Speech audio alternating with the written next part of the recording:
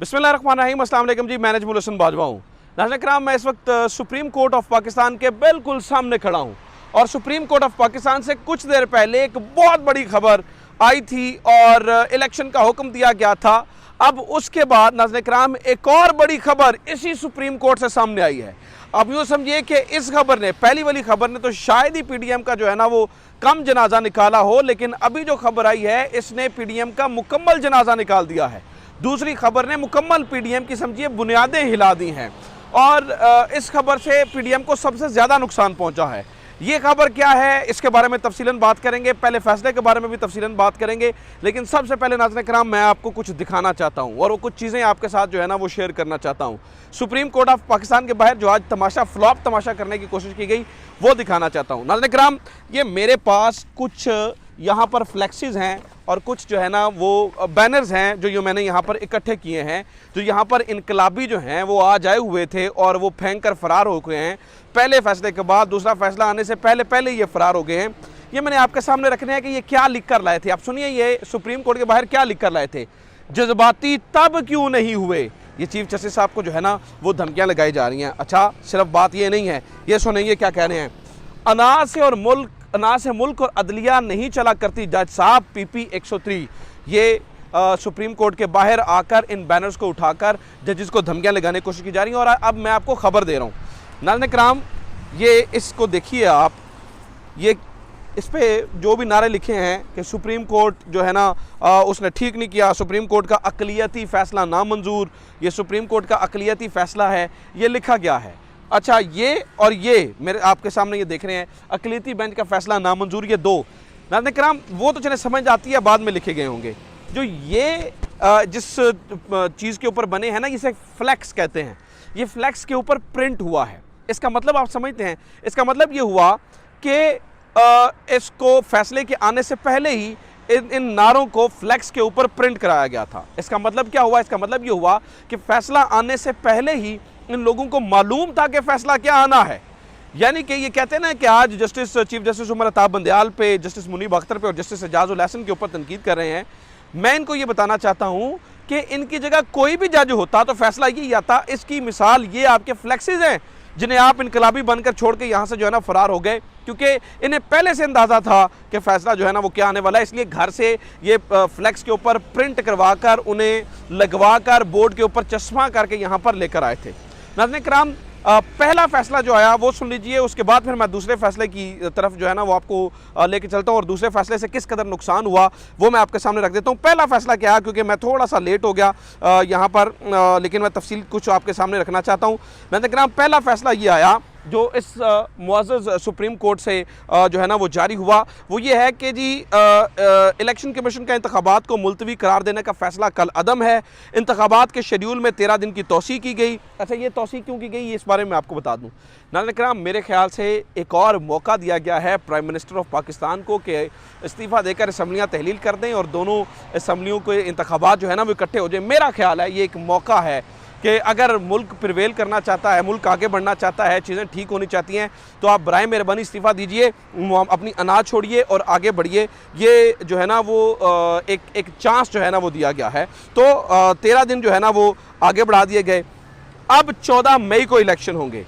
Election commission का जो है ना वो 22 मार्च का फैसला भी कल अदम करार दिया गया है। वफाकी हुकूमत इलेक्शन कमीशन को 21 अरब रुपए का फ़ंड जारी करे।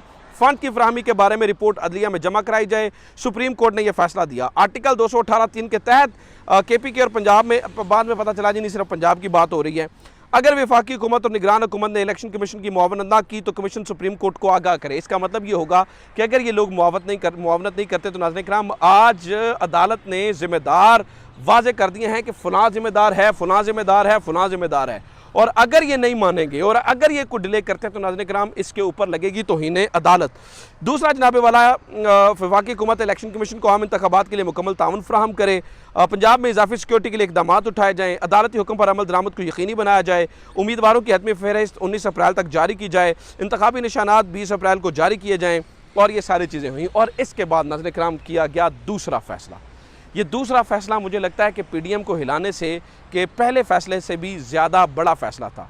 ये दूसरा फैसला क्या है ये मैं आपके सामने, दूसरा फैसला नाज़रीन किराम ये किया गया कि जस्टिस काजी फाइज ईसा उन्होंने जो अज खुद नोटिस, एक काइंड ऑफ अज खुद नोटिस लिया, उसके ऊपर एक 6 रुकनी लार्जर बेंच बनाया गया।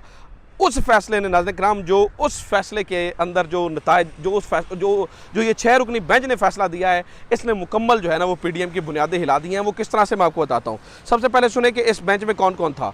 मिस्टर जस्टिस एजाजुल हसन थे, जस्टिस मुनीब अख्तर थे, जस्टिस सैयद मज़हर अली अकबर थे, जस्टिस मोहम्मद अली मज़हर थे, जस्टिस आयशा मलिक थी, जस्टिस सैयद हसन अज़हर रिजवी शामिल थे। इसके अलावा जस्टिस जो शाहिद वहीद हैं वो पहले ही जो है ना वो इस केस को सुनने से जो है ना वो इससे इख्तलाफी नोट दे चुके हैं। और आखिरी जो जज हैं वो चीफ जस्टिस सुमरता बंदयाल खुद बनते हैं। यानी कि सुप्रीम कोर्ट के 8 जजेस ने, 15 में से 8 जजेस ने काजी फाइज ईसा के फैसले के खिलाफ फैसला जो है वो दे दिया। यानी कि सुप्रीम कोर्ट की जो मेजॉरिटी है वो काजी फाइज ईसा के खिलाफ जो है ना वो उन्होंने फैसला दिया। This is very very very very important. इस बात को समझिएगा नाज़रीन कराम। आज जो है वो इस 6 रुकनी लार्जर बेंच ने क्या किया है, इस 6 रुकनी लार्जर बेंच ने कल अदम करार दे दिया है। यानी कि उसको आज खुद नोटिस को उड़ा दिया है। इससे पीडीएम पे क्या असर पड़ेगा, आप ये सोच सकते हैं कि इसके ऊपर पीडीएम पे क्या असर पड़ेगा। आप क्यों कह रहे हैं कि पीडीएम की बुनियादें हिल गई हैं। नाज़रीन कराम, इसके बाद जो अपीलें होनी थी, जो कानून बनना था, जो सारी चीज़ें होनी थी, वो याद रखिएगा वो पीडीएम के उसके ऊपर जस्टिस काजी फाइज ईसा के इस फैसले के ऊपर बननी थी। इस फैसले को बुनियाद बनाया जाना था और इसी फैसले को बुनियाद बनाकर justice chief justice Sumrata Bandial, justice Munib Akhtar, justice Ijazul Hasan के खिलाफ रेफरेंस जाने थे। इसी को बुनियाद बनाकर नाज़रीन कराम इन्होंने इनके ऊपर तौहीन अदालत की भी जो है ना वो कार्रवाई करने का सोचा हुआ था कि इसके ऊपर भी जो है ना वो बात करनी थी। इसी को बुनियाद बनाकर इन्होंने ये सारे काम करने थे। लेकिन आज उस आज खुद नोटिस को ही उड़ा दिया गया है। तो इससे पीडीएम का सियासी बयानिया दफन, नंबर 1। इससे जो इनके जाने हैं रेफरेंसेस वो ख़त्म।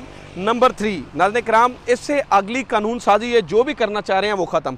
और तीसरा, एक और बड़ी मज़ेदार बात आज अदालत ने की, वो ये कि जो कल रात काबीना का बड़ा हंगामी इजलास हुआ और इन्होंने बड़े जल्दी जल्दी फैसले किए और जो सुप्रीम कोर्ट के रजिस्ट्रार हैं इशरत अली साहब, उनकी जो है ना वो उनको फौरी तौर पे जो है ना वो इन्होंने कहा जी आप इनको हटा दिया गया और काबीना डिवीज़न वापस भेज दिया गया। उसके ऊपर नोटिफिकेशन भी जारी हो गया।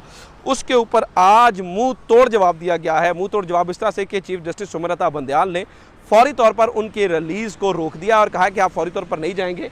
और मज़े की बात यह है कि जो अभी 6 रुकनी बेंच बना नाज़रीन कराम, उस 6 रुकनी बेंच के ऊपर जो सिग्नेचर्स हैं, जो दस्तखत हैं, वो भी आप याद रखिएगा वो उन्हीं सुप्रीम कोर्ट के जो रजिस्ट्रार हैं इशरत अली साहब, आज उन्हीं के जो है ना वो किए गए हैं। तो आज नाज़रीन कराम ये जो इंसाफ की एक जो है ना वो इमारत है, आज इसने इसका हक अदा किया। और मैं आपको बताऊं कि चीफ जस्टिस सुमरता बंदयाल जो हैं, आज उन्होंने सही मानों में अवामी चीफ जस्टिस, अवाम का चीफ जस्टिस, जहाँ पर सिर्फ इशराफिया के लिए इस बिल्डिंग के अंदर इंसाफ नहीं, तमाम लोगों के लिए इंसाफ है। और आज चीफ जस्टिस सुमरता बंदयाल ने साबित किया कि प्रेशर को रिस्ट्रेन किया जा सकता है, उसको प्रेशर को जो है ना वो रोका जा सकता है, प्रेशर को बर्दाश्त किया जा सकता है।